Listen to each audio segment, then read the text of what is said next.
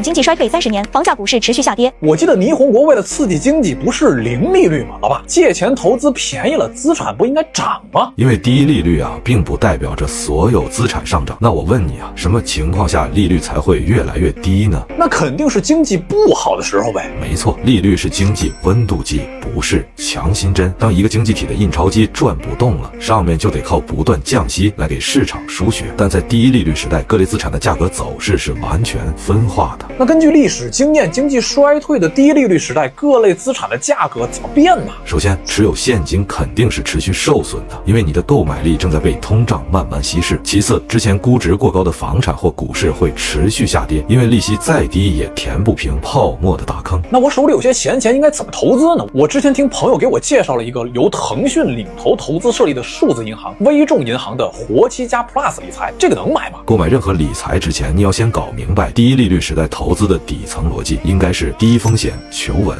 所以根据历史经验，有3类资产在低利率的时代会很吃香。第一是高股息，因为利息低，那些能够提供稳定明确分红的公司股票反而成了香饽饽。我记得好像股神就爱投这样的公司啊。是的，稳定的分红一直都是他投资的重要原因。第2类资产是债券，因为利率会越来越低，所以越早买的债券能够收到的利息就越高，价格也自然水涨船高。还有一种是什么？最后啊，就是黄金，它不需要任何人背书，是应对货币贬值和负利率的天然避风港。这黄金今年波动也太大了，我看金价起起落落都心慌啊。所以普通人最怕的不是赚不到，而是看着钱啊慢慢缩水。如果想穿越周期，那最重要就是一个稳字。那么像你刚才提到的微众银行的活期加 Plus 就是很好的选择。这个产品为啥适合低利率时代啊？首先，活期加 Plus 的逻辑就是突出一个稳字，能做到历史周正收益。这是因为它大部分的钱都放在类似存款这类稳定型的资产里，所以整体波动很小。再搭配少量风险较低的债券，它的成立以来的年化收益率达到了3.03%。最关键的是它够灵活，只要持满7天就能随时转出，单只产品500万以内随时到账。微众银行同时也是银监会批准的正规持牌金融机构，正规有实力才能更好的带你穿越周期。这么好的产品，那买入门槛会很高吗？恰恰相反，产品1元起购，一笔小钱就能开启理财之路，而且只要你在交易日17点前买入，下个交易日就开始算收益。它能直接绑定微信支付，甚至设置公司卡自动转入。消费的时候它在帮你省，闲着的时候它在帮你赚呢。这个好呀，感觉钱没被锁死，还能像活的一样生小钱呢。你理解到位了。低利率时代最重要的不是追高收益，而是让钱保持效率。明白了，低利率时代不能留大量的现金裸奔，得让闲钱也能随时钱生钱，才能扛住贬值啊。总结的到位，看清了钱的流向，你才能知道在这个博弈场里真正的机会在哪里啊。频繁军事行动会大幅增加国债规模。美国打仗和他的国债有啥关系啊？老爸，难道老美没钱打仗吗？经济问题啊，就是美国不敢陷入持久战的原因，因为战争永远是最烧钱的。1720年的英国就是打仗欠了好多债，为了还债才引发了著名的经济危机南海泡沫，甚至牛顿还在这场经济危机当中赔光了自己26年的工资啊！怎么念？牛顿这是炒股去了？没错，这个世界上最聪明的人都没逃过这场金融骗局啊！牛顿不是科学家吗？他没事炒什么股票啊？因为南海泡沫和每一次经济危机一样，都是利用了人性的贪婪。当时英国常年和西班牙打仗，大量发国债借钱，欠的钱已经超过了1年税收的10倍。面对这样一个快破产的国家，如果英国再发国债借钱，还有人会买吗？那肯定不敢借啊，利息再高我也不借啊。这就是国家失去信用之后的困境，因为债务太多，没人敢借钱给你，你就必须承诺更高的利息去吸引更多的人，但更高的利息会反过来压垮你的经济，这不是个死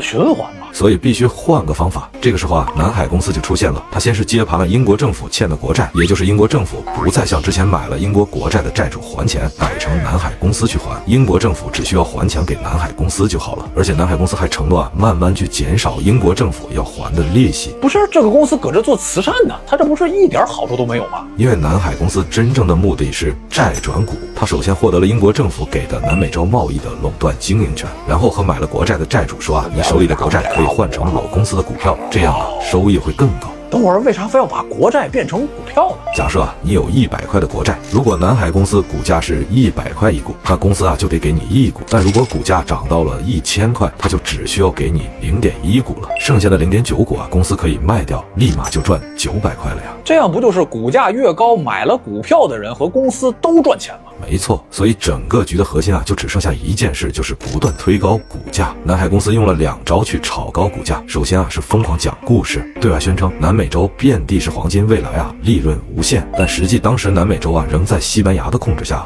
无法正常贸易，这不是骗人吗？第2招更狠，猛的加杠杆。他们推出了首付10%就可以分期买股票，还可以用股票抵押借款再买股票，这样啊就形成了一个闭环，股价越高，抵押物就越值钱，人们能借到的钱就越多，买入股票的力量就越强，股价就继续暴涨。怎么感觉把股票换成另一个东西也成立呢？当然啊，我说的是英国，南海公司的股价很快翻了10倍，于是全民炒股，英国的街头巷尾大家都在谈论股票，并且出现了大量的空壳公司，也都去发行股票，各种圈钱。崩盘往往就在这样的狂欢之中啊！你说的对，转折点还是南海公司，他觉得这些小公司啊抢走了原本要买自己公司股票的钱，于是就推动政府出台了泡沫法案，禁止没授权的公司去发行股票。这招好啊，把竞争对手都给干掉。但他忽略了流动性问题，法案出台，小公司股价暴跌，那些搞分析买股票的人发现自己资不抵债了，为了还债就只能疯狂抛售手里最值钱的南海公司股票，一旦有人卖，股价就开始下跌，那抵押物的价值下降，就更多人被迫去出售资产，结果就是股价从最高的1000英镑跌到了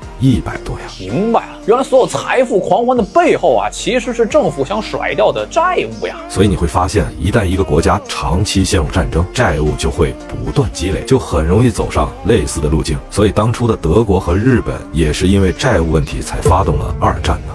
思克计划在太空建设 AI 数据中心。马斯克真是有钱烧的呀，老爸，这 AI 数据中心为啥要建在太空里啊？你知不知道英伟达的 CEO 黄仁勋公开讲过 ，AI 产业其实是有5层架构的。难道这5层架构和太空里的数据中心有关系？没错，黄仁勋认为啊 ，AI 产业的5层架构就像是蛋糕，最上面是应用层，比如最近很火的 OpenCloud 小龙虾，或者自动驾驶等等。那 ChatGPT 这种呢，也算是应用层，但它背后的模型 GPT-5就是第2层的模型层，可以算是 AI 的大脑。第3层啊是基础设施层，包括云计算、数据中心这些算力平台。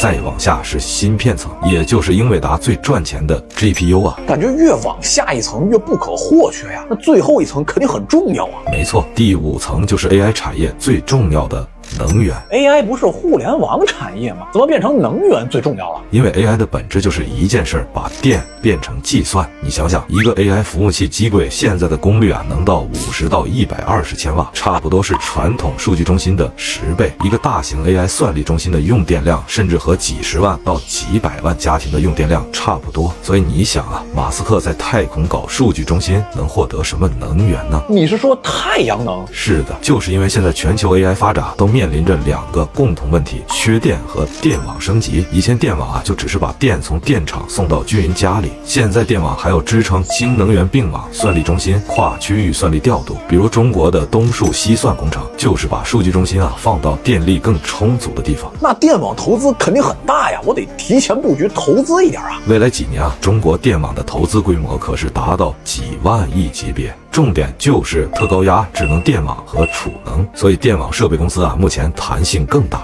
比如变压器、高压开关、电缆这些。现在很多设备啊，订单都已经排到2027年了。难怪最近电网板块涨得这么猛啊！这就是因为电力和电网才是 AI 发展的第一性原则，可以重点关注专门布局电网设备、电网运营公司的基金。这不就相当于从能源层去投资 AI 吗？没错，我们的经济啊，也正处于新旧动能转化的关键阶段。AI 背景下的电网升级啊，正是重点的发力方向。因为在 AI 时代啊，算力可能有周期，芯片可能有竞争，但电网属于必须建设的基础设施啊。没有电，再多的 GPU 也没用啊。正是这个道理，所以很多人看到的 AI 啊是智能，但真正决定 AI 能跑多远的，可能是一个最朴素的问题：电够不够啊？